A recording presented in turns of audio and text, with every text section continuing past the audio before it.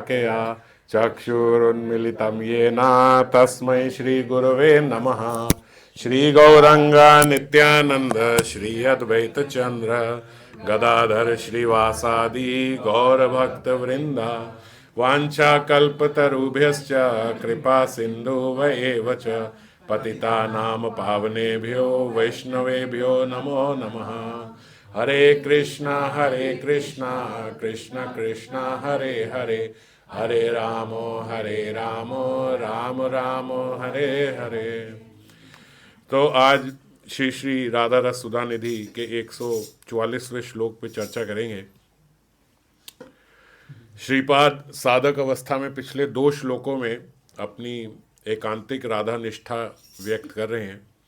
राधा नाम पे और राधा नाम और राधा लीला कथा के श्रवण पे उन्होंने चर्चा करी थी, और इस श्लोक में भी अपनी साधक अवस्था में ही राधा निष्ठा की चर्चा हो रही है, प्रार्थना हो रही है।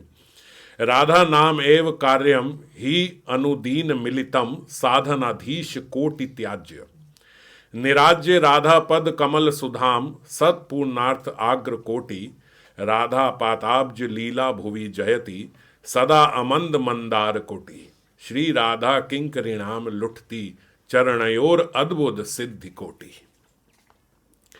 यदि प्रतिदिन राधा नाम श्रवण कीर्तन आदि जैसा कार्य प्राप्त हो जाए, राधा नाम एव कार्यम ही अनुदीन मिलितम, प्रतिदिन यदि हमारे मुख से श्री राधा नाम और कर्णों से श्री राधा नाम का श्रवण कीर्तन आदि हो जाए, तो कोटि कोटि श्रेष्ठ साध्य भी परित्याज्य हो जाते हैं। कोटि कोटि श्रेष्ठ साधन भी, साधनाधीश कोटि त्याज्य, साधनाधीश मतलब बड़े बड़े साधन भी, और ऐसे कई कई साधन भी त्याज्य हैं, उनको त्याग दें, कोई समस्या नहीं है।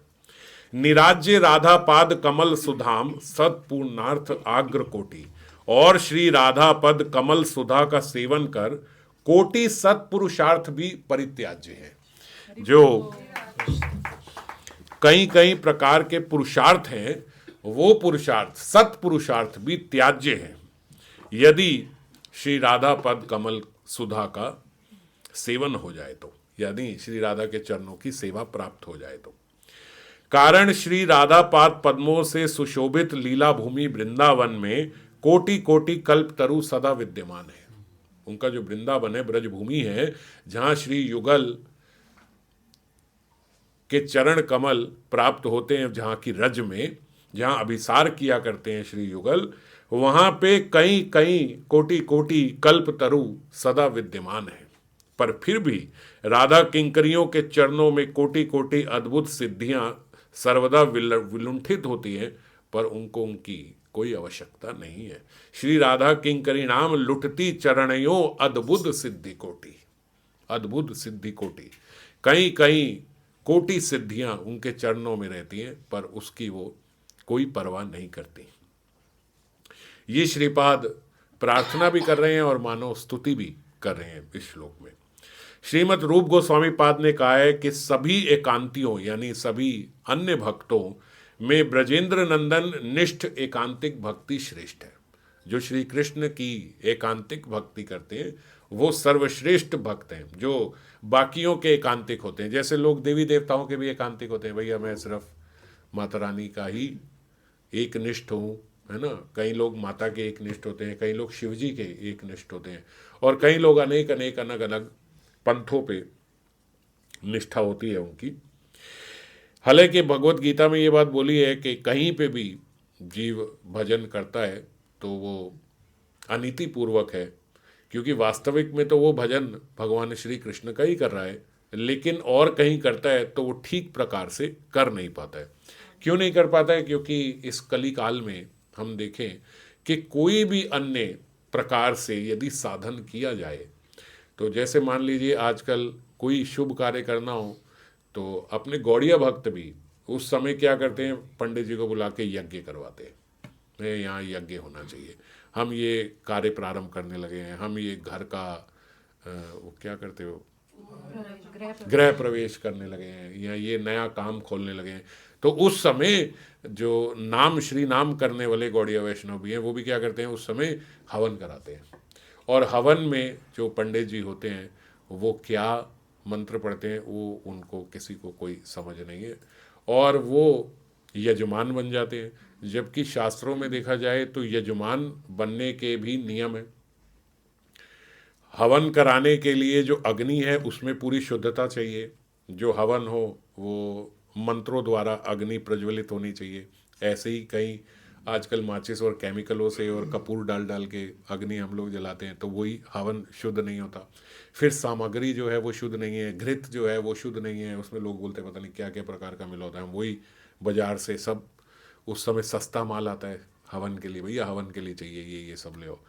तो इस प्रकार से जो हम हवन करते हैं वो हवन में हम लोग त्रुटियां ही करते हैं, तो त्रुटिपूर्ण हवन कराते हैं, और जो हरि नाम यज्ञ है उस यज्ञ को उस समय भूल जाते हैं। तो ये हमारी तो और बड़ी त्रुटि हो जाती है। एक व्यक्ति है जिसे पता ही नहीं है, वो उसे इस निष्ठा का मालूम ही नहीं है, नाम हरि नाम यज्ञ है ये उसे मालूम ही नहीं है, तो वो हवन करा रहा है, त्रुटिपूर्वक करा रहा है, तो भी भगवान थोड़ा स्वीकार कर लेते हैं कि चलो अज्ञ है। पर जो व्यक्ति अज्ञ नहीं है, जो व्यक्ति जानता है कि सर्वश्रेष्ठ यज्ञ, ये बात आप सब समझो, अपने जनों को तो ये सब पता होना चाहिए कि सर्वश्रेष्ठ यज्ञ जो है वो हरि नाम यज्ञ है। आपको कोई प्राप्त ना हो, आप तो भगवान की कृपा से, गुरु कृपा से बहुत संग में हो, आपके कोई आवश्यकता हो, कोई आवश्यकता मतलब कोई ऐसा उत्सव हो, प्रोग्राम हो, तो उसमें कितने सारे भक्त एकत्रित हो जाएंगे, हरि नाम करेंगे, संकीर्तन करेंगे।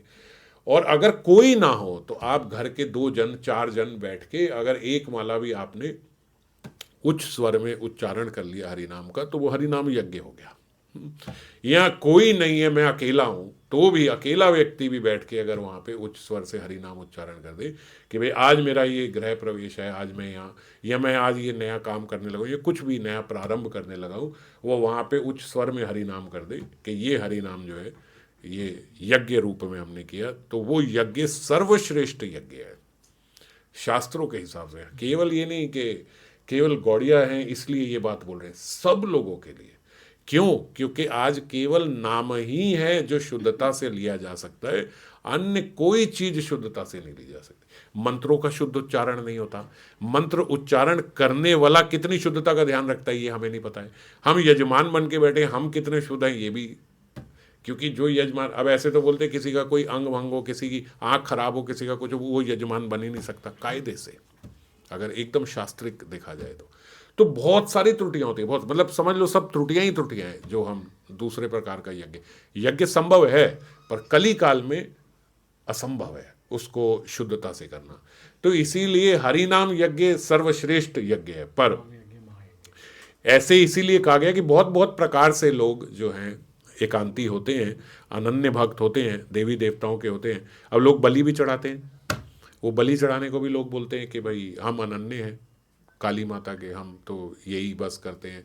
वो मदिरा पान भी भोग लगा के हैं, और जीवों की हत्या भी करी जाती है, बलि दी जाती है, और वो भी बोलते हैं कि ऐसा शास्त्रों में वर्णन है। पर ऐसा कहीं किसी सत्शास्त्र में ऐसा नहीं लिखा है, क्योंकि भगवान तो प्रत्येक जीव के अंदर विद्यमान है। तो भगवान के ही एक स्वरूप का वध करके दूसरे स्वरूप का आप कल्याण चाह रहे हो, ये असंभव है, ऐसा हो ही नहीं सकता। तो ऐसी ऐसी अनेक त्रुटियां पूर्ण हम लोग भजन करते हैं। आजकल देवी देवताओं का साधन करने वाले, भजन करने वाले, ये सब जो पूजा करने वाले, अर्चना करने वाले, वो प्याज आदि का वैष्णव माता को भोग लगा देते हैं।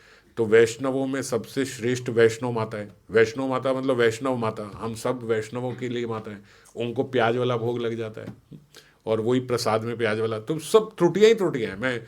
मैं और किसी की निंदा नहीं कर रहा हूँ, किसी अन्य पंथ या उसकी, लेकिन ये बता रहा हूँ कि जैसा शास्त्रों में लिखा है कि कोई भी, जो भगवत गीता का वाक्य है कि हम कोई भी अन्य भक्ति करते हैं तो वो त्रुटिपूर्ण करते हैं, ठीक प्रकार से नहीं करते। इसीलिए बोला सारे एकांतियों में, सारे अनन्य जो भक्त होते हैं उनमें सर्वश्रेष्ठ गोविंद के अनन्य भक्त हैं। कारण महानारायण का प्रसाद भी इनका मन हरण नहीं कर सकता। जो एक बारी कृष्ण अनन्य हो जाए, फिर उसके बाद भगवान नारायण भी आ जाए तो भी वो उनको आकर्षित नहीं कर सकते। नारायण इसलिए बोला क्योंकि वहाँ ऐश्वर्य है, तो ऐश्वर्यपूर्ण भगवान भी अगर आ जाए तो उनको उनकी अनन्यता नहीं हिला सकते। और किंतु राधा किंकरी का एकांतिव इतना अद्भुत है कि अनंत मधुर ब्रजेंद्र नंदन का प्रसाद भी उनका हरण नहीं कर सकता मन। अब कृष्ण का ही पहले कोई हरण नहीं कर सकता जो उनके अनन्य है, फिर राधा रानी के जो अनन्य है उनको तो अकेले ब्रजेंद्र नंदन भी आ जाए, भगवान कृष्ण भी आ जाए, तो भी वो उनके मन हरण नहीं कर सकते। इसी गुण के कारण श्री कृष्ण भी इन किंकरियों से अपने एकांतियों की अपेक्षा कहीं अधिक प्रसन्न रहते हैं। जो केवल श्री कृष्ण के अनन्य भक्त हैं, किशोरी जी का भजन याजन नहीं करते हैं, और जो किशोरी जी के अनन्य भक्त हैं वो तो साथ में कृष्ण का भजन करेंगे ही। ऐसा बोला जाता है, देखो आप भगवान, आप कहो बस मैं और भगवान, तो ये श्रेष्ठ भक्त नहीं माना जाता। आप कहो मैं और गुरु या मैं और भक्त, तो जब किसी भी भक्त से आप नाता जोड़ोगे, कहीं भी सदगुरु से आपका नाता जोड़ेगा, तो भगवान तो आ ही जाएंगे, है ना। क्योंकि भगवान वो आपको किसकी भक्ति देंगे? भक्त के साथ जोड़ोगे, वो आपको कहाँ जोड़ेगा? भगवान के साथ जोड़ेगा। तो इसीलिए सही रूप से जब भक्त से गुरु से जुड़ा जाता है तो भगवान के साथ संबंध बन ही जाता है। ऐसे ही किशोरी जी के साथ संबंध बनेगा तो युगल की उपासना ही होगी। ऐसा हो ही नहीं सकता अकेले किशोरी जी की हो, क्योंकि किशोरी जी सदा कृष्ण के साथ ही प्रसन्न है, श्याम सुंदर के साथ प्रसन्न है। और जो अकेले कृष्ण की उपासना करते हैं वो फिर भगवान उनसे उतना प्रसन्न नहीं होते जितना किशोरी जी के जो अनन्य भक्त है, क्योंकि किशोरी जी के अनन्य भक्त में युगल भक्ति है। किशोरी जी और श्याम सुंदर दोनों की भक्ति है।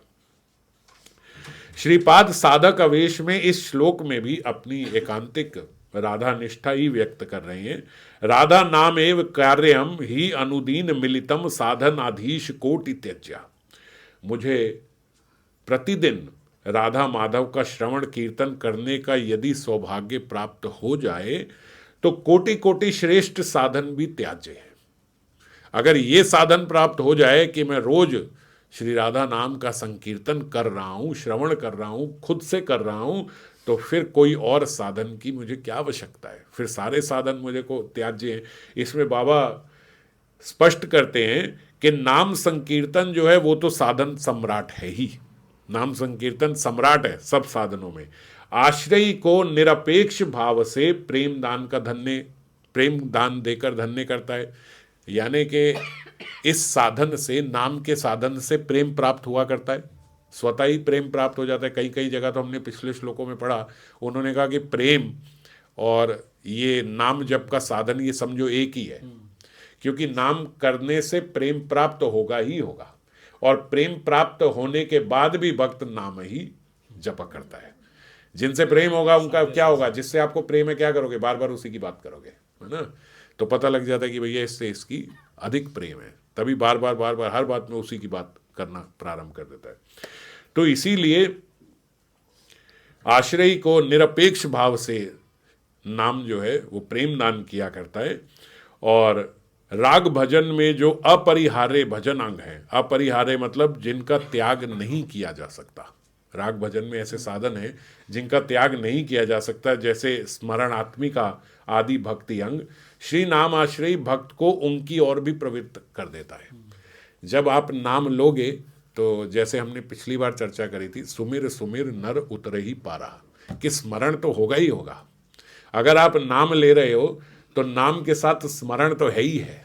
आप स्मरण करोगे तो नाम आपको, जब आप नाम लेना प्रारंभ करोगे तो नाम आपको प्रेरणा देकर और स्मरण की ओर भी प्रवृत्त कर देगा। श्री नाम कीर्तन के प्रभाव से अंतर की माया मलिनता नष्ट होकर अपना जो चित्त है वो शुद्ध होता है। संकीर्तन हईते पाप संसार नाशन, चित्त शुद्धि सर्व भक्ति साधन उद्गम। ये होगा ही जब आप नाम करोगे, नाम के साथ स्मरण करोगे, तो सबसे पहली वस्तु, पहला परिवर्तन हमारे भीतर क्या आएगा? हमारे चित्त की शुद्धि हो जाएगी। हमारा जो ये संसार है, ये संसार नाश हो जाएगा। संसार नाश होने का मतलब मैंने पिछली बार ही बताया था, संसार के प्रति मोह जो है वो नाश हो जाएगा। हमारे पाप जो है, संकीर्तन हईते पाप संसार नाशन, संसार में जो हमारा मोह है, ये देह, संसार में सबसे पहला हमारा मोह हमारे देह से है। ये जो हमारी देहात्मिक बुद्धि है ये नहीं जाती, ये रहती है ना। तो सबसे ज़्यादा आकर्षण या सबसे ज़्यादा बोले हम संसार में किससे मोह है, वो हमारा इस देह से है।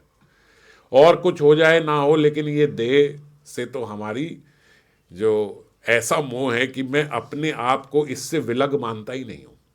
कितना पढ़ लिया, कितना सुन लिया, कितना समझ लिया, लेकिन फिर भी मैं ये देह ही हूँ, ऐसा हमारे भीतर से जाता नहीं है। हम यही मानते हैं ना कि ये तो मैं ही हूँ। अभी हमने कितना भजन साधन किया, लेकिन उसके बाद भी कितना सुन लिया, कितना समझ लिया, मगर ये नहीं जाता कि मैं ये देह हूँ। तो इसको भी संसार बोला जाता है, ये संसार है। तो ये संसार नष्ट होने का मतलब मेरी देहात्म बुद्धि कम होना। पाप कम होने का क्या मतलब है? संकीर्तन हईते पाप संसार नाशन। अब पाप का भी नाश हो रहा है। तो पाप का नाश कैसे होता है? जब हम नाम संकीर्तन करते हैं तो हम देखते हैं अनेक वर्षों तक नाम संकीर्तन कर रहे हैं, पर फिर भी हमारे साथ बुरा हो रहा है, फिर भी दुर्घटना हो रही हैं, फिर भी संसार वैसे ही चल रहा है। तो हम सोचते हैं कि अतिशयोक्ति है। ऐसा लिखा गया है कि पाप का नाश हो जाता है, पर मेरे पाप का क्या नाश हो? अगर मेरे पाप का नाश हो जाए तो मेरा प्रारब्ध कैसे आके मुझे लग जाए, है ना? तो इसलिए हमें समझना होगा कि जब हम नाम प्रारंभ करते हैं तो नाम के प्रभाव से हमारे पहले जो पूर्व हमारे जो जनित पाप हैं, पहले उनका नाश होता है। फिर उनके बाद हमारे जो अभी के किए गए पाप हैं उनका नाश होता है, और फिर अंत में धीरे धीरे धीरे धीरे प्रारब्धों का नाश होना प्रारंभ होता है। ये जो प्रारब्ध हैं इनका नाश बाद में प्रारंभ होता है। सबसे पहले वो वाले अर्जित पाप हैं जो पाप अभी इस जन्म के लिए हमारे अकाउंट में रखे ही नहीं गए हैं, है ना? जो हमारे संचित कर्म है, जो अभी इस जन्म में हमें नहीं मिलने हैं, वो भी तो बहुत सारा भंडार है। जो हमने पिछले पाप करे हैं, जो हमारे कर्म हैं, वो संचित इतने हैं कि अगले करोड़ों जन्म हमें उसी से मिल जाए, अगर अभी हम कुछ ना करें तो सबसे पहले क्या होगा? उनका नाश होना शुरू होगा कि आगे हमें जन्म ना मिले। फिर उसके बाद जो कर्म हमें इस जन्म में मिलने हैं उनको बोला जाता है प्रारब्ध। पहले हमारी चित्त शुद्धि होती है ताकि हम अब इस जन्म में पाप कार्य करना बंद करें, तो चित्त की शुद्धि भी होगी साथ के साथ। वो संचित नाश हो रहे हैं और यहाँ चित्त की शुद्धि भी हो रही है। चित्त की शुद्धि से क्या होगा? जो प्रेजेंट हमारे पाप करने की प्रवृत्ति है उसका नाश होगा। क्योंकि अगर हम प्रारब्ध खत्म कर दें और आपकी प्रेजेंट खत्म नहीं हो रही तो कोई लाभ ही नहीं हुआ। जब ये खत्म होता है फिर उसके बाद प्रारब्ध हमारे खत्म होना प्रारंभ होते हैं। और बहुत जगह महात्माओं ने ऐसा बताया इसमें भी कि आप कहो अच्छा ये तो बहुत बात की बात है कि प्रारब्ध खत्म होंगे, तब वक्त तक हमारा हौसला ही टूट जाएगा। हम ये तो देख ही नहीं रहे हैं कि हमारे संचित का नाश हो रहा है, दिख तो रहा नहीं है। तो क्या करें, क्या लेके उत्साह रखें? तो ऐसा बोला जाता है कि इसमें भी यदि हम निष्पाप होने का प्रयास करें, निष्पाप होने का मतलब है कि हम अभी अपने जो प्रेजेंट कर्मास हैं, हमारे जो वर्तमान के हमारी जो क्रिया है, कर्म है, उसमें हम पाप ना करें, उसमें हम बहुत ज़्यादा सचेत रहें कि हमसे पाप ना हो। अगर उसमें हमसे पाप नहीं हो रहा तो जब तक आपसे पाप नहीं हो रहा है तब तक आपका प्रारब्ध आगे आके आपको लग नहीं सकता। ये एक शॉर्टकट है अपने प्रारब्धों को पहले ही रोकने का, समझ गए? ऐसे तो हम कर रहे हैं तो प्रारब्ध काफी एंड में जाके नाश होना शुरू होंगे। इसमें नाश नहीं हो रहे हैं, रुक गए हैं। आपने उनको वहीं रोके रखा है क्योंकि आप निष्पाप हो। और धीरे धीरे धीरे धीरे एक समय के बाद जब पिछले सारे संचित पाप नष्ट हो जाएंगे तो प्रारब्धों का नाश होना शुरू हो जाएगा, लेकिन आप तक आए नहीं पहुंच पाए। क्यों नहीं पहुंच पाए? क्योंकि आप कोई अभी पाप कर ही नहीं रहे हो। इसको ठीक से अगर आपने एक सिंपल लॉजिक से समझना, आप ऐसे समझो कि मान लीजिए आपका कोई बच्चा है, कोई क्या बच्चा है यहाँ पे, तो जो आपके बच्चे हैं वो पिछली दिनों कुछ उन्होंने गलत कार्य करे, गलत कार्य करे जिसकी वजह से आप उनको कोई दंड दे रहे हो। दंड ऐसे दे रहे हो कि जैसे मान लीजिए कि आपने मोबाइल में देखा कि उल्टी सीधी चैट कर रहा है, ये सब कर रहा है, इधर उधर यूट्यूब देख रहा है। आपने क्या करा? आपने उसका मोबाइल ले लिया।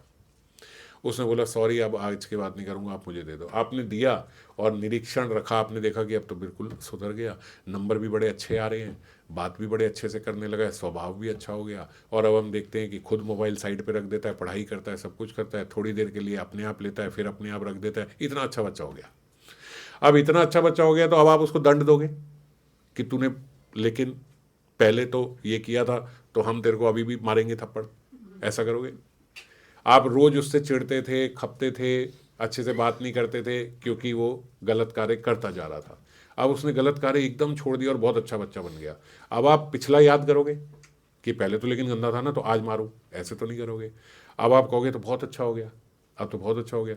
बल्कि कई बार हम लोग ऐसे भी बोलते हैं, चलो अच्छा हुआ, वो एक घटना हो गई, उससे कम से कम इसको समझ भी आ गई और कितना अच्छा हो गया, इतना अच्छा तो पहले ही कभी नहीं था। तो अगर ऐसा बच्चा हो जाए तो आप पिछला थोड़े दिन में समय के साथ वो भी भूल जाओगे कि भैया इसने ऐसा कुछ किया था, और आप उसके साथ बड़ा अच्छा बिहेव करोगे, कभी उसे मारोगे नहीं, पीटोगे नहीं, कभी उससे गलत नहीं बोलोगे। बल्कि अगर उसकी कुछ एक दो ऐसी डिमांड है जो आप शायद पूरी नहीं करते, वो आप दे भी दोगे। वो कहे नहीं मुझे इससे अच्छा वाला मोबाइल दे दो, अच्छे कैमरे वाला दे दो, आप वो भी दे दोगे कि चलो ये मिस यूज़ तो करता नहीं है। करोगे या नहीं करोगे? बिल्कुल ठीक इसी प्रकार से भगवान भी करते हैं। जब भगवान देखते हैं कि जीव अब बिल्कुल निष्पाप हो गया है, इसके पास कितनी सुविधाएं हैं जिससे ये इंद्र तृप्ति कर सकता है, पर ये इंद्र तृप्ति में प्रवृत्ति नहीं है, ये तो सदा भजन में ही लगा रह रहा है। और कहीं से भी मैं इसको देखता हूं तो ये अपने नियमों का उल्लंघन नहीं कर रहा है, ये एकदम निष्पाप है। तो क्या होता है ऐसे व्यक्ति के, जैसे हम कहते हैं ना, चलते हुए घोड़े पे कोई चाबुक नहीं मारता। जब ठीक से जीव चल रहा है तो भगवान उसको उसके प्रारब्ध नहीं देते।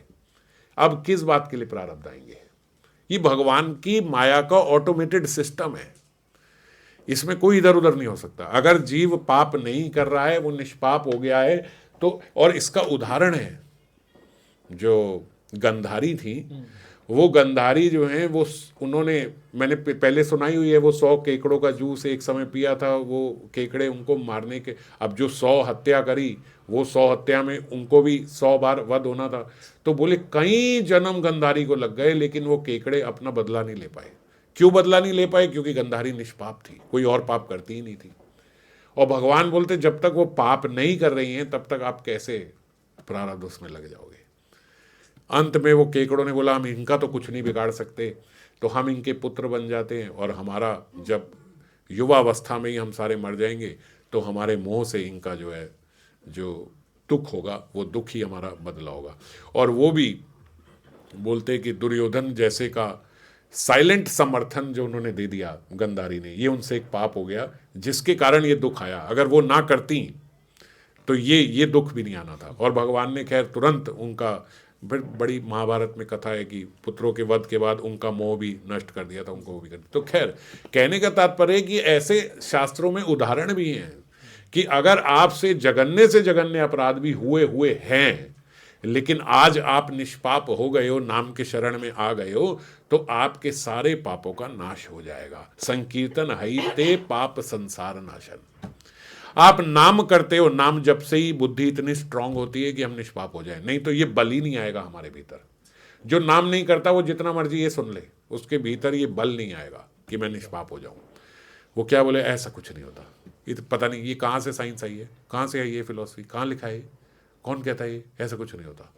और ऐसा करके वो पाप में प्रवृत्त हो जाता है, क्योंकि उसके भीतर बल ही नहीं है निष्पाप होने का, ऐसा प्रयास करने का।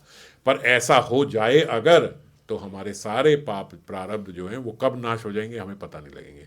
तो इसीलिए पूरा प्रयत्न रहना चाहिए कि हम निष्पाप होकर ही अपना जीवन व्यतीत करें। जैसे वो संत भी थे ना जो सेवा करते थे, फिर उनको एक दिन में, हाँ, एक दिन के लिए तो आए, पूछ रहे हैं प्रारब्ध कि आए लग जाएं, ये तो हमें लगना ही है। 12 साल 24 के वर्षों का हाँ, था, और 24 वर्षों का 24 घंटे में जो है उनको वो कोड़ लगा और खत्म हो गया। और उन्होंने बोला आप कोई औषधि मत लेना, कुछ मत लेना, किसी की सहायता मत लेना। मैं 24 और 24 घंटे बाद बोलते हैं उनका रंग और सुनहरा चमकने लगा।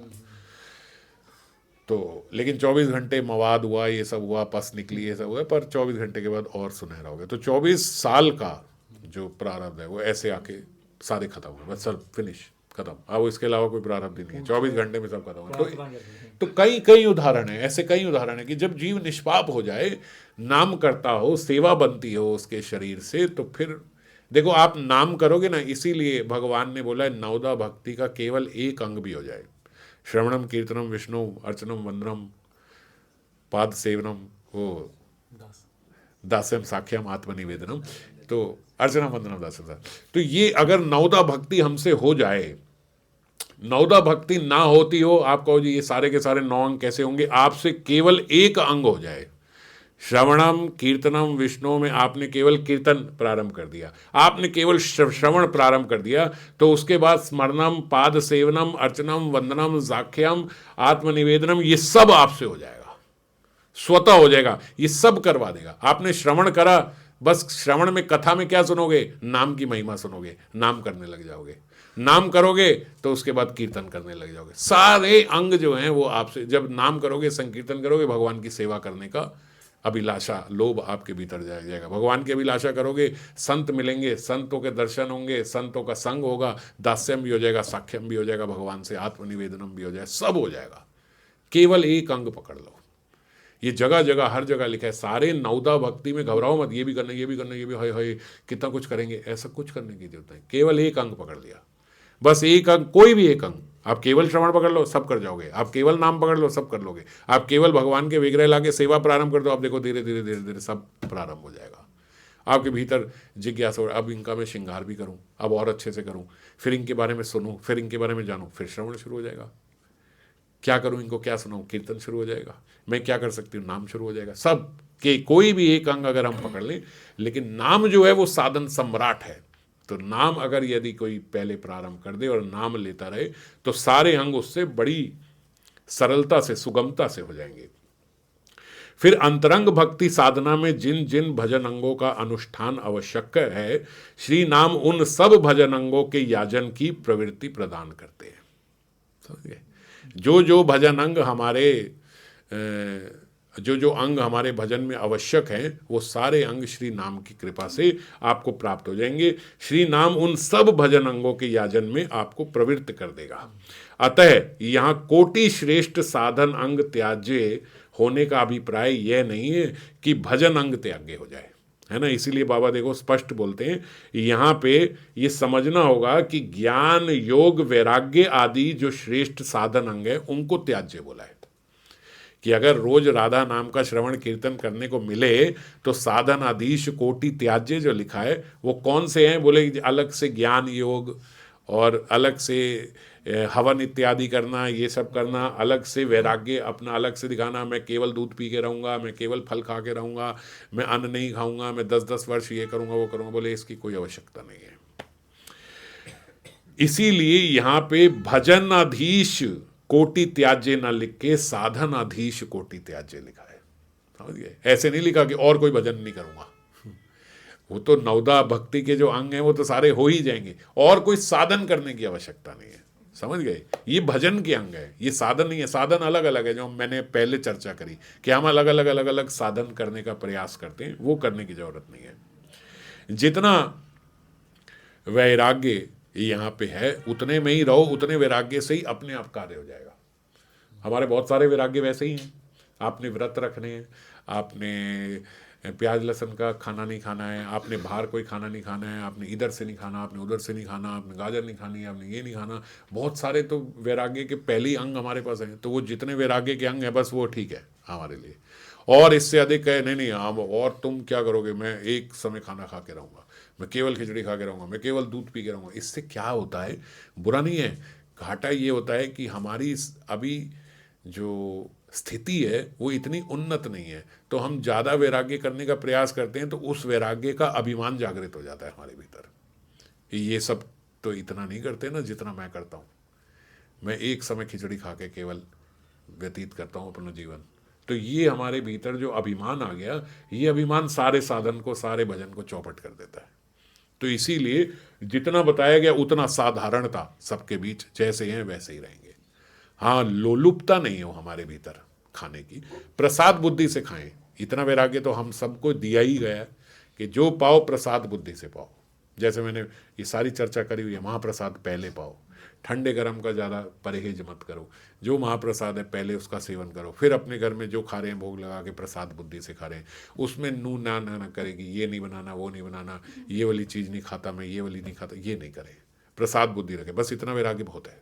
इससे ज़्यादा वैराग्य करेंगे हमारे भीतर उस वैराग्य का अभिमान जागृत हो जाएगा, वो हमारे भजन को चौपट करेगा। श्रीमद् सनातन गोस्वामी ने वृहद भागवतामृत में लिखा है, जयति जयति नाम नंद रूपम मुरारे विरमित निज धर्म ध्यान पूजा आदि यत्नम, अर्थात मुरारी के आनंद स्वरूप अथवा आनंद प्रदाता जो श्री नाम है उसकी जय हो, जिसके निज धर्म ध्यान और पूजा आदि का यत्न विरमित हो गया है, यानी ये उससे बंद हो गया है, जिससे निज धर्म को बोला गया है यहाँ पे इस श्लोक की टीका में। शील गोस्वामी पाद ने कहा कि निज धर्म मतलब वर्ण आश्रम धर्म, वर्ण आश्रम धर्म की जितनी चीजें हैं वो सब बंद हो गई अपने आप से। हमारी नाम का आश्रय लेने वाले के लिए वर्ण आश्रम धर्म के आचरण का फल अनायास ही सिद्ध हो जाता है। ये सब आपको, जैसे आप ऐसा नहीं देख रहे हो ना कि भाई वर्ण आश्रम में क्या होता है, 4 वर्ण है और 4 आश्रम है। तो हम ऐसा नहीं कर रहे कि ये ब्रह्मचारी अलग है, गृहस्थ अलग है, वर्ण आश्रम अलग है, सन्यास अलग है। हम क्या कर रहे हैं, सभी आश्रमों में नाम जप कर रहे हैं, सभी आश्रमों में ब्रह्मचार्य का पालन करना है। ऐसे नहीं भाई तुम तो ब्रह्मचारी हो, तुम तो सन्यासी हो, हम तो गृहस्थी, हम तो जो मर्जी करें, ऐसा नहीं। सबको एक जैसा वही ब्रह्मचार्य का व्रत लेके ठीक से भजन याजन करना है। तो वर्ण आश्रम धर्म जो है वो अपने आप सिद्ध हो गया। अब इस चक्कर में पड़ने की जरूरत नहीं है कि मेरी आयु इतनी हो गई, अब इसके बाद मुझे गृहस्थी में जाना ही जाना। क्या जरूरत है गृहस्थी में जाने की, जब आपको पहले ही समझ में आ गई। और जो गृहस्थी में चला गया है, अब जो गृहस्थी में चला गया उसको क्या जरूरत है संन्यास लेने की, जब पति पत्नी दोनों ही ठीक रूप से भजन कर रहे हैं। तो ठीक रूप से पहले ही यहीं पे रहते हुए अपने सारे जो आपकी ड्यूटीज हैं उसको करते हुए आप भजन करो, समझ गए। तो इसीलिए वर्ण आश्रम धर्म जो है वो स्वतः ही इससे सिद्ध हो जाता है। फिर जिन्होंने भक्ति पथ का आश्रय लिया है, जिन्हें भजन में आस्वादन प्राप्त नहीं होता, भक्ति पथ पर हैं। अब देखो बाबा यहाँ पे बड़ी इंटेलिजेंटली, बड़े प्रेम से हम सब की बात बता रहे हैं। कैसे बता रहे हैं कि जिन्हें भजन में रस प्राप्त नहीं होता है उन्हें नाना प्रकार के दुख हैं, उन्हें बड़े दुख हैं। अब देखो इनमें क्या क्या दुख हैं, बड़े विनोदात्मक रूप में भगवान बाबा बोल रहे हैं। उन्हें क्या दुख हैं जिन्हें भक्ति में रस प्राप्त नहीं हो रहा है? बोले उनको मन को स्मरण आदि भजनांगों में लगाने का दुख है। सबसे पहले जो मन को बोला गया है कि स्मरण में लगो, अब ये स्मरण में लगाने का ये दुख है उसे। क्यों? क्योंकि वो लगता नहीं है, बड़ी मुसीबत है। भैया आपने पहले बोला था बड़ा अच्छा था, 16 माला करो बस अपना आराम से भगवत प्राप्ति हो जाएगी। अब आपने नई बात कर दी, कलयुग केवल नाम आधारा, सुमिर सुमिर न रुट ही पारा। अच्छा जपत जपत नहीं है, सुमिर सुमिर है स्मरण करना होगा। ओहो ये तो हमसे नहीं होता भैया। तो बड़ा दुख है ये कि यार स्मरण भी करना पड़ेगा इसमें, क्योंकि उसको रस नहीं आ रहा है। विग्रह अर्चन के क्षेत्र में पवित्र द्रव्य आदि आहरण करने का दुख। भैया विग्रह अर्चन जो है उसके क्षेत्र में अब ये आपको पवित्र द्रव्य आदि, बड़ा पवित्र खाना ही आपको खाना पड़ेगा। आप दूसरा खाना नहीं खा सकते, आप बिना प्याज लहसुन का नहीं खा सकते, आप केवल बाहर का बस लाओ सारा कचरा कुचरा और वही भगवान को भोग लगाओ खा लो। नहीं, हम लोग बोलते हैं भैया घर का जरूर भोग लगाओ, ठाकुर जी घर का ही पाते हैं। तो अब घर का भोग लगाएं तो भक्त सोचता है फिर थोड़ा हम भी घर का ही पाएँ। तो अब ये जो है जिसको रस नहीं आया उसके लिए भी बड़ा दुख है। अब ये क्या है यार कि ये सब करना पड़ेगा भाई। श्रवण आदि भजन अंगों में वक्ता की अपेक्षा आदि का दुख। श्रवण कर रहे हैं, सुन तो हम रहे हैं, मगर अब पूर्ण रूप से वो हमसे पालन नहीं होता। तो जो वो अवज्ञा करेंगे उसका भी बड़ा दुख है। अब क्या करें भैया, जो जो ये बोल रहे हैं, अब ऐसे बोलने में आती है इतनी बातें, ऐसी बातें थोड़ी सारी पालन कर लेते हैं। वो खुद नहीं करते होंगे सारी जितनी वो बोलते हैं, तो इतनी सारी करने की जरूरत नहीं होती। तो ये भी अलग दुख है कि अगर उन्हें कहें कि भैया जो सुना है वो आपको पालन करना है, उनके लिए भी एक दुख है। तो नाम का आश्रय लेने वाले के लिए ये सभी दुख विरमित हो जाते हैं, मानी ये सभी दुख समाप्त हो जाते हैं जो नाम का आश्रय लेता है। क्यों? क्योंकि नाम का आश्रय लेने वाले को रस आने लगता है भक्ति में। जब भक्ति में रस आने लगता है तो उससे स्मरण भी होता है, वो विग्रह सेवा जो है वो भी बड़े मन से करता है। देखो मैंने पहले भी ये बात बताई थी, विग्रह सेवा को ये बात समझना होगा कि हम लोग जो सेवा कर रहे हैं और जो घर में सेवा नहीं कर रहे हैं, जो नहीं कर रहे हैं उनको करना चाहिए, और जो कर रहे हैं उनको प्रेम पूर्वक करना चाहिए। क्योंकि भगवान के अनेक अवतारों में सर्वश्रेष्ठ अवतार शास्त्रों में विग्रह रूप बताया गया है, सर्वश्रेष्ठ अवतार। क्योंकि सबसे सुगम, सबसे सरलता से भगवान कैसे प्राप्त हो सकते हैं। हमें इतनी सुगमता से भगवान प्राप्त हो गए, इतनी सरलता से, इतना इजीली भगवत प्राप्ति हो गई कलयुग में। कलयुग इतना अच्छा क्यों बन गया? क्यों सारे देवी देवता ललायित है? ये हमने सुना है ना, सभी देवी देवता ललायित है कलयुग में आने के लिए। सारे संत महात्मा जो पहले भजन कर चुके हैं वो भी ललायित हैं कि कलयुग हमें मिल जाए, कलयुग में हम भजन कर लें। क्यों? क्यों? सोचा है कभी? क्या है ऐसा, क्या है कलयुग में? इतना अधम कट रहा है यहाँ पे, ऐसा क्या है कलयुग में कि सब संत महात्मा यहाँ आके भजन करना चाहते हैं? क्योंकि कलयुग में पहले तो नाम, सरलता से नाम से ही भगवत प्राप्ति हो जा सकती है, और दूसरा यहाँ पे जो विग्रह सेवा है, बोलते भगवान कितने सरल हो गए, कितने सुगम हो गए, इतने सुगम हो गए कि प्रत्येक जीव के घर पे आके बैठ गए। इतने सुगम किसी युग में नहीं थे भगवान। किसी युग में ऐसा सौभाग्य नहीं था किसी भक्त का, कितनी कितनी हजारों साल तप करने के बाद भी ऐसा सौभाग्य नहीं था कि भगवान साक्षात घर में आके बैठ जाए। गिरिराज जी कहाँ हैं? घर में बैठे। कहाँ है गिरिराज गोवर्धन? घर में है। पर हमें बोले कहाँ है गिरिराज गोवर्धन? वो वहां जाओ, वो राधा कुंड के साथ में हैं, पर आपके तो घर में भी हैं। कहाँ है निताई गौर? आपके घर में है। कहाँ है राधा कृष्ण? आपके घर बैठे हैं। क्या ये नहीं है? क्या ये नहीं है? मंत्रों से भगवान को प्रकट किया जाता है ना? तो मंत्रों से भगवान को विग्रह में प्रकट कर दिया, भगवान यहां पे आके बैठ गए, और भगवान सेवा ले रहे हैं और भगवान सेवा कर रहे हैं। इतनी ले नहीं रहे हैं जितनी सेवा कर रहे हैं। इतनी आप सेवा नहीं कर रहे हो जितनी भगवान आपकी सेवा कर रहे हैं। क्यों? क्योंकि हमारी सारी चीजों को भगवान को सहना पड़ रहा है। आप रात के 12 बजे तक जागो, भगवान 12 बजे तक जागेंगे। कोई नियम है? सारे मंदिरों में नियम होता है, हमारे यहाँ कोई नियम है? कोई नियम नहीं है। आप सुबह 8 बजे उठो, 8 बजे भगवान को उठा दो। आप सुबह 5 बजे उठना शुरू कर दो, आप 5 बजे भगवान को उठाना शुरू कर दो। आपने सोचा कल से मेरा नियम है, मैं 6 बजे उठूंगा और अर्चना करूंगा 6 बजे। भैया आपका नियम है, भगवान को तो बताओ क्या हो रहा है? आपने मन में क्या सोच लिया है? अब आपने सोचा अब कल संडे है, कल मैं लेट उठूंगा, कल मैं 9 बजे उठूंगा, कल मैं 9 बजे उठाऊंगा। भगवान को कोई पर्ची परिचय कुछ है भैया कल 9 बजे उठना है? ना, कुछ नहीं। हम उठेंगे 9 बजे, आपको 10 बजे उठाएंगे। पहले गायत्री करेंगे क्योंकि हम लेट हो जाते, नहीं तो 10 बजे उठाओ। संडे को 11 बजे भोग लगाओ, 11 बजे भोग लगाओ। बाकी दिन सुबह उठ के 6:30 बजे बाल भोग लग रहा है, संडे को 11 बजे लग रहा है। बच्चे का स्कूल है तो भगवान भी जल्दी उठेंगे, जल्दी खाना मिलेगा। बच्चे का स्कूल नहीं है तो ठाकुर जी आप सोए रहो, कोई बात नहीं। कोई परिचय नहीं भगवान को कि कल क्या होने वाला है।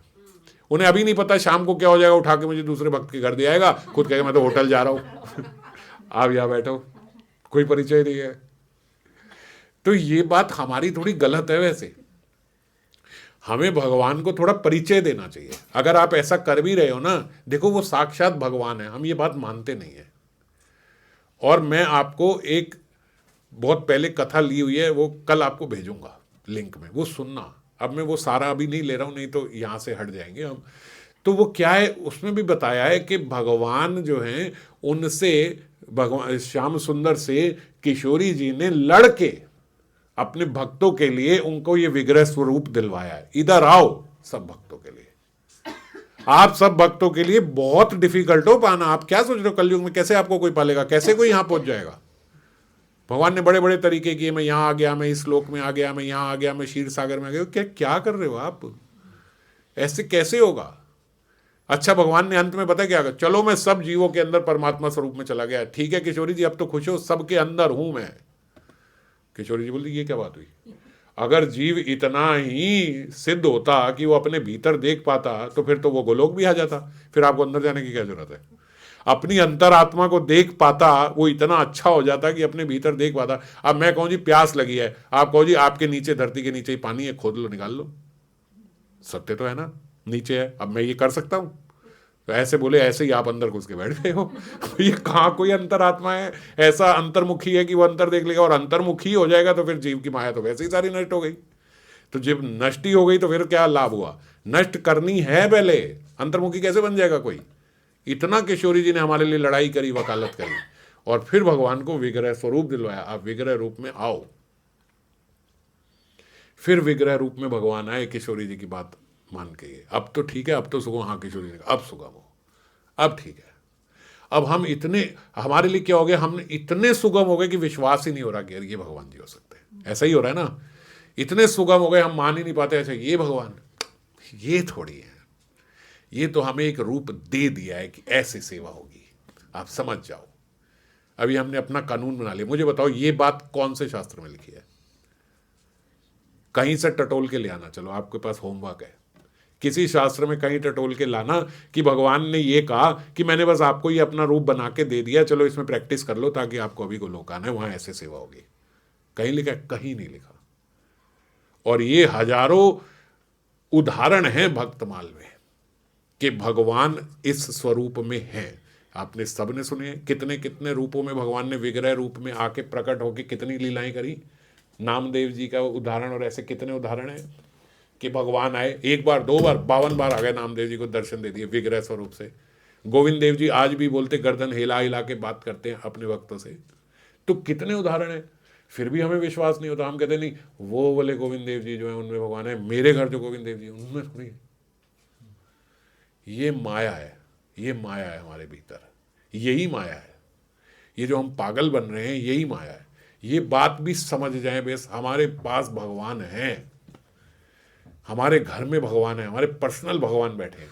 तो थोड़ा अब जब ये पता लग गया भगवान है तो थोड़ा परिचय तो देंगे। ठाकुर जी सुनो, आज कल मेरे बच्चे की छुट्टी है, कल मैंने सोचा है कि मैं थोड़ा लेट उठूंगी, आपको भी थोड़ा लेट उठाऊंगी, आप भी आराम से विश्राम कर दो। ये लो पानी भी रख दिया, आप पानी वानी पीना, प्यासे ना रहना। सुबह उठ के चाहे जल्दी से पहले उठते ही आके दूध भी रख दूंगी, ठीक है? आप दूध वूध पीना, फल खाना, लड्डू खाना, जो भी रख दूंगी। उसके बाद आराम से डिलीवर शो करूंगी कल 10 बजे। मान लो आपने करनी भी है, आपने भगवान से इतनी बात करके रख दी, आप देख लेना अगर उसके बाद भगवान ना बात करने लगे तो। मगर हम करते ही नहीं, हम सोचते हैं उनको क्या यार, हम जो कर रहे, क्योंकि हम भगवान मानते नहीं है कि ये हैं। ये समस्या है। आप जो कर रहे हो करो, भगवान भी सुगम हुए, ठीक है? ये नहीं कह रहे कि एकदम ऐसे ही, नहीं, आपकी वो मिलिट्री की तरह ट्रेनिंग ही चलेगी। कभी ऐसा आपके भीतर प्रेम जागृत हो जाए कि एकदम नियम से सब कुछ करने लग जाओ, बहुत अच्छी बात है। नहीं कर रहे हो तो परिचय तो हो भगवान को क्या होने वाला अगले पल। मैं बोलो भैया शाम को भगवान हम जा रहे हैं, हमें जाना पड़ रहा है, गृहस्थी में आपने ही डाला है, इधर उधर फंक्शन पे, शादी पे, इस पे जाना पड़ता है, कुछ नहीं कर सकते, आपको वहाँ ले जा नहीं सकते, माहौल ऐसा नहीं है, आपको अच्छा लगे, आनंद आए, वहाँ आपको आने वाला है नहीं, गंदे गंदे डीजे पे गाने बज रहे होंगे, आपको बिल्कुल बढ़िया नहीं लगेगा। आप इस भक्त के घर जाके आराम से आप अपना सही से रहो, आप वहाँ भी मिलो सबसे, और दूसरे गिराज स्वरूप से आप अपना खाना भोजन अच्छे से प्रसाद पाओ, और हम फिर घर आके प्रसाद पाएंगे, ठीक है? फिर हम आपको ले आएंगे, प्रसाद पाएंगे। बस ठाकुर जी से इतनी बात करें, ठाकुर जी अति प्रसन्न। कोई स्टोरी थोड़ी है, ये बात सही है, भगवान है, भगवान को परिचय दो। अपने बच्चे को ऐसे करोगे कि भैया आंख बंद करी तो डाला उठा के पड़ोसी घर जो है वो नींद से उठा देगा, मैं किसी और की करूं? आप कर सकते हो ऐसे? 2 दिन पहले से बोलोगे बेटे तेरे को चॉकलेट भी देंगे, गुब्बारे भी लेके जाएंगे, सुन उस दिन तूने कोई रोना नहीं है, कोई हल्ला नहीं करना, तूने वहां पे जाना है, बोलोगे कि नहीं बोलोगे? तो अपने माया के बच्चे को तो हम ये सब बोल देते हैं, और अपना जो ठाकुर जी अपने हैं, अपने उनको कुछ भी नहीं बोलते, कोई परिचय नहीं देते। तो थोड़ा परिचय देना चाहिए, बात करनी चाहिए। मैं यही बात बोलता हूँ, बस हम इतना बात करें और कुछ नहीं। हम सुबह बात करें भैया अच्छा हम ऑफिस जा रहे हैं, ठीक है, आप जा रहा हूँ, शाम को आके आपसे मिलूंगा, आप ऐसे ही प्रसन्न रहना जैसे आप प्रसन्न हो, आप मुस्कुराते रहना, भैया आपकी मुस्कुराहट कम ना होनी चाहिए। बस गए, शाम को आए, फिर देखा हाँ थैंक यू, आप वैसे ही मुस्कुरा रहे हो, बहुत अच्छे लग रहे हो, मेरा भी दिन बढ़िया रहा आपकी कृपा से। कोई त्रुटि हो गई हो, कुछ हो मेरे चेतना में नहीं है तो वो मेरी चेतना में डाल देना कि मेरे से त्रुटि हुई है, कल से नहीं करूँ। बस इतनी बात कर लिया आपने। कोई बड़ा टाइम लगा, 1 मिनट भी पूरा नहीं, आधा मिनट सुबह, आधा मिनट शाम को, इतनी बात भी आपने कर ली, भगवान भी प्रसन्न, आप भी प्रसन्न। और धीरे धीरे फिर आपके भी भीतर ये रहेगा कि हाँ भगवान है। ये बहुत बड़ा कलयुग का ये रोग है हमारे अंदर कि सुगमता से प्राप्त हुए भगवान को हम भगवान नहीं समझ रहे।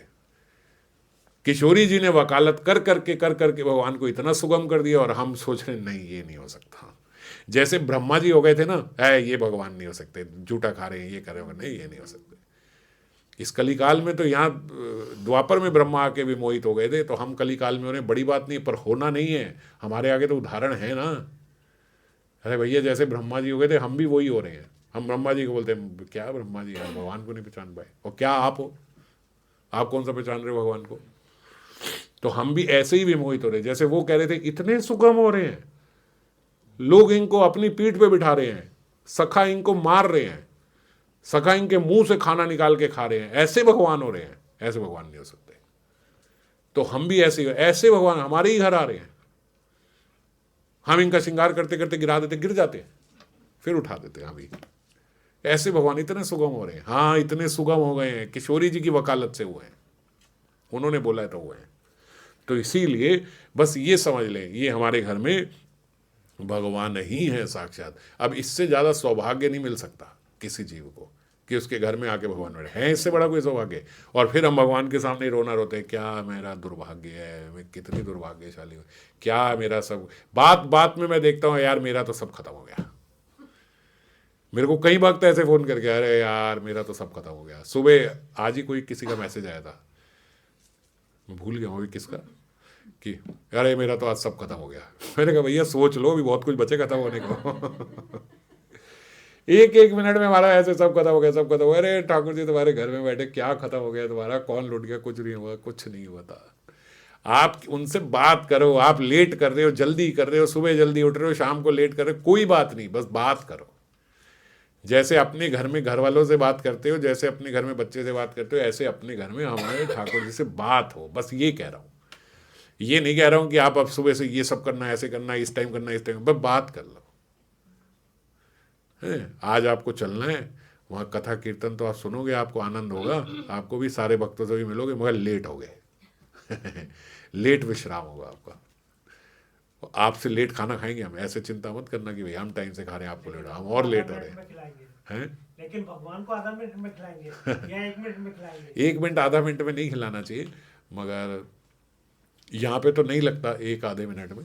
जब अभी अभी जब मतलब सब आए हुए हैं तो सब समय लगता ही है, जैसे हम बात है। तो इसीलिए बोलते हैं कि कम से कम जैसे हम लोग 3 भोग लगाते हैं तो 5-5 मिनट मिनिमम, हमने जो है मिनिमम 5 मिनट तो वेट करना ही चाहिए। तो इसीलिए वो, क्योंकि हम भगवान समझ नहीं रहे ना, हम भगवान दृष्टि से पा लेते हैं। अरे दृष्टि से पाया हुआ भोगी खिलाते रहोगे क्या भगवान को? हाँ भगवान दृष्टि से पा लेते हैं, सही है, पर ये मेरे घर में मेरे ठाकुर बैठे हैं, इन्हें खिलाना है, समझ गए? अगर आपने ही बोल दिया दृष्टि, हाँ ठीक है, उनकी दृष्टि से भोग लग जाता है। जो हम बाहर का होटल का ये सब खाना खिलाते हैं, हमारा मन करता है ये सब खाने का और वो हम भोग लगा देते हैं, वो भोग लग जाता है, प्रसाद बन जाता है, पर वो वही दृष्टि वाला ही होता है बस। है ठीक है, भगवान ने दृष्टि डाल दी, वो भी भोग हो गया, आपको पाप नहीं लगेगा, पर प्रेम का भोग नहीं है वो। आप ये सोचो प्रेम से भगवान ने पा लिया, वो आनंद आया, ना ना, वो भगवान को वो चाउमीन और नूडल खा के आनंद नहीं आया।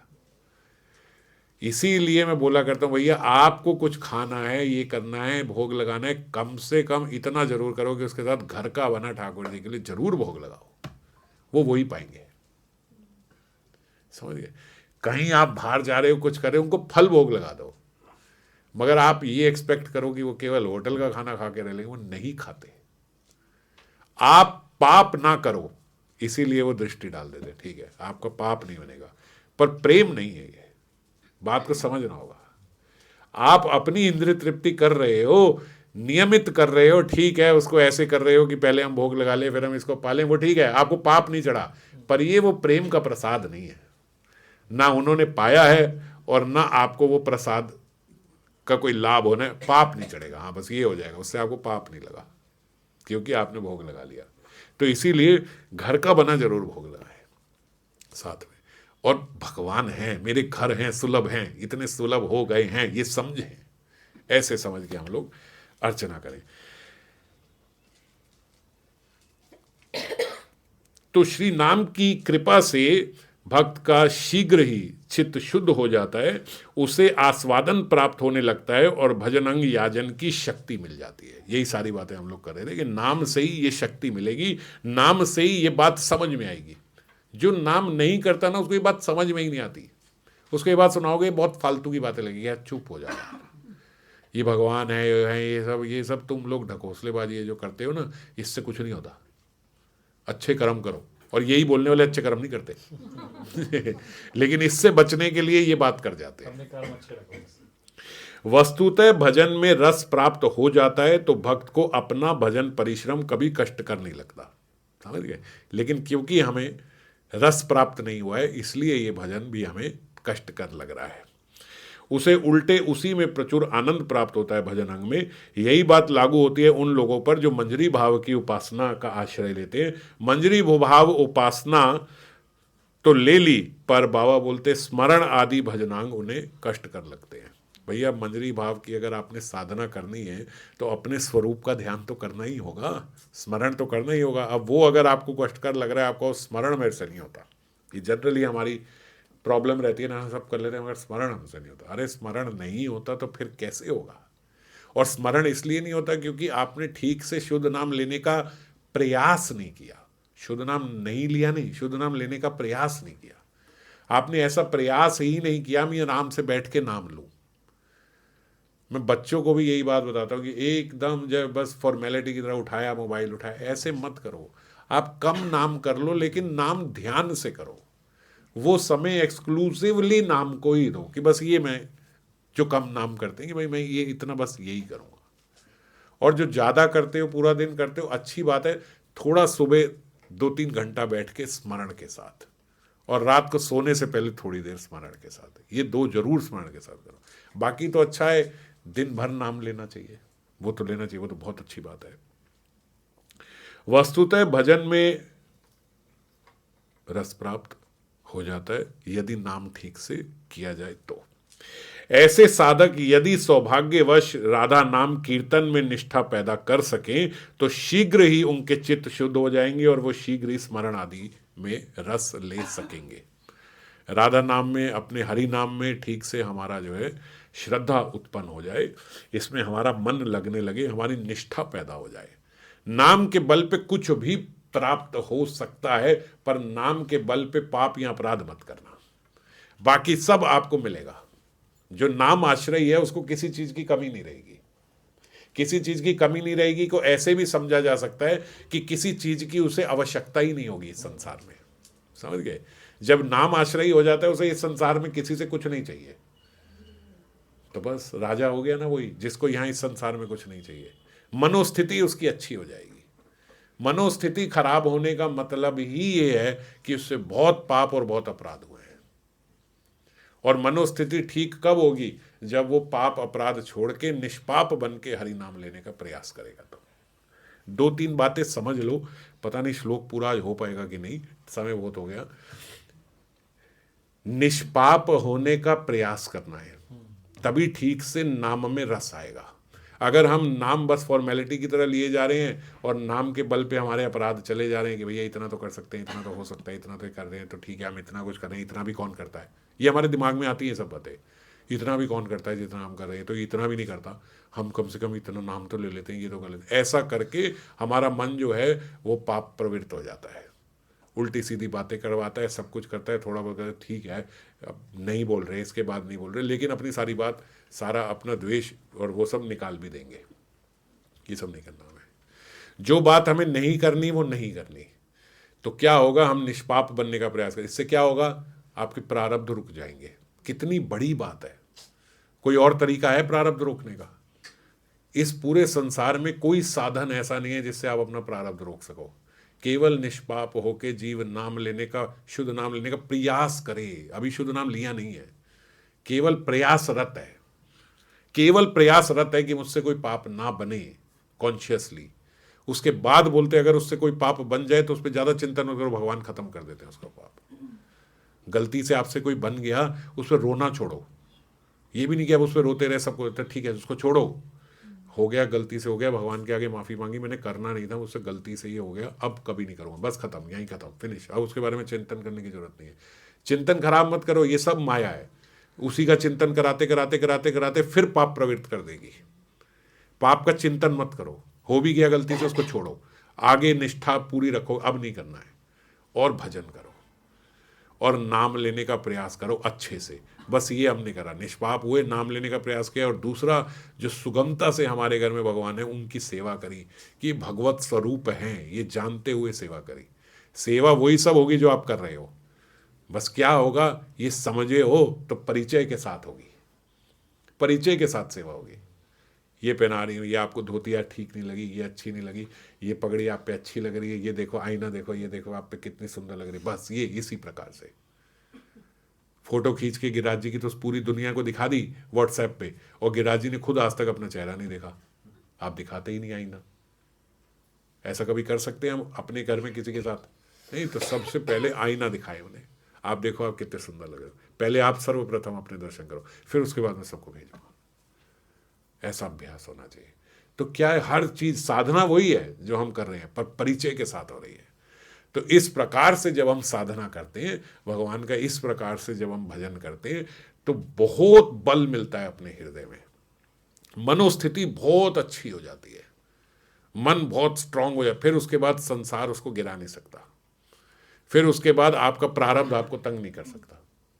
ये कुछ चीजें हैं, इन चीजों को, और बताओ इसमें कौन सी मुश्किल चीज है?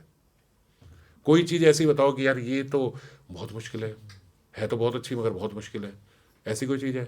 जो आप कर रहे हो वही करना है। मैंने ये तो नहीं कहा सुबह 4 बजे उठ के 4:30 आपको मंगल आरती करनी है, 5 बजे आपको ये करना है, 6 बजे आपको ये भोग लगाना है, 8 बजे आपको ये लगाना है, 10। अरे भगवान आपके घर आए हैं, वो भी यही सोच के आए हैं कि ये मजे लेगा पूरे, वो ये सोच के ही आए हैं। ऐसे थोड़े भगवान सोच के आए हैं कि मैं मंदिर में जा रहा हूं और यहाँ पे इसी प्रकार से मेरी सेवा होगी, ऐसे सोच के आए हैं। ऐसे सोचते तो भगवान पहले ही ना आते। तो भगवान जी आप आए हो, एकदम हमारे परिवार का हिस्सा ही हो, थोड़ा बहुत हमसे ऊपर नीचे हो जाता है तो बिल्कुल आपको एकदम, लेकिन पहले बताएंगे ऐसा कर रहे, इतना कर लिया बस, हो गया काम। तो भगवान के साथ, परिचय के साथ भगवान का भजन साधन करना, अपने घर में विग्रह का निष्पाप होने का प्रयास करना, और नाम जो है इसके साथ स्मरण, थोड़ा सा सुबह जरूर ध्यान रखें कि हम लोग शुद्ध नाम लेने का निष्पाप हो के साथ प्रयास करें। आगे अभी श्लोक लंबा है आज, वैसे मैं ऐसा करता नहीं कि श्लोक को 2 हिस्से में बांट दूं, लेकिन बहुत लंबा हो गया, बहुत समय हो गया, तो कल मैं इसको पूर्ण करके और फिर इसको सब एक साथ डाल देंगे, कि ताकि जब आगे कभी सुनोगे तो फिर एक साथ ही सुनने को मिलेगा। ठीक है, जय राधे।